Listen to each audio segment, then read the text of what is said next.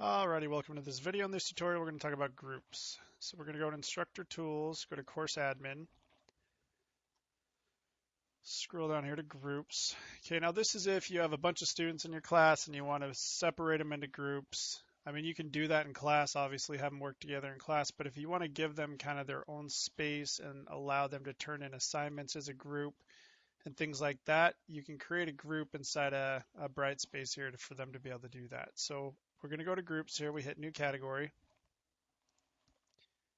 And I'll just say like group one. This could be, their names, whatever. Okay. Now there's a bunch of different enrollment types.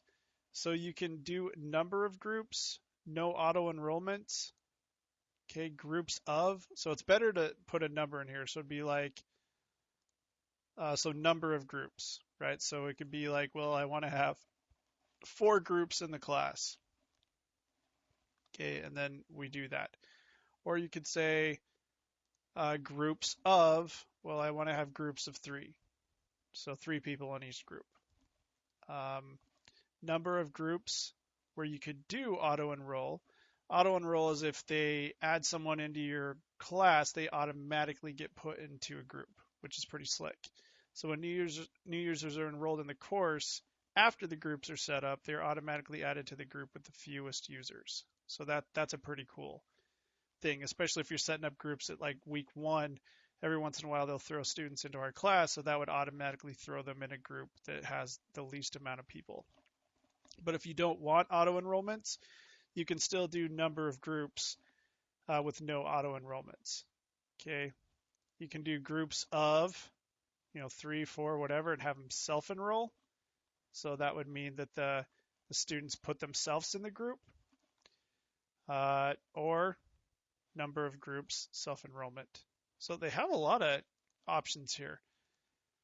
Okay, number of groups, capacity, and self-enrollment. So you could say number of users, number of groups. So it's kind of combining the two.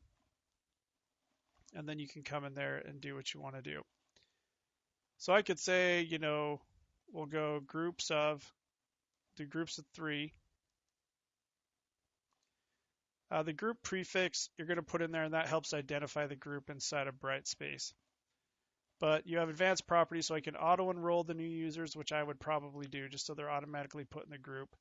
You can randomize them, or you can like put them in there however you want. I'm not going to randomize it because I want to show you how to add them individually. And then if you want them to have their own little spaces, you can set up a discussion area for that group and then set up an assignment submission folder, or i.e. a Dropbox for that group.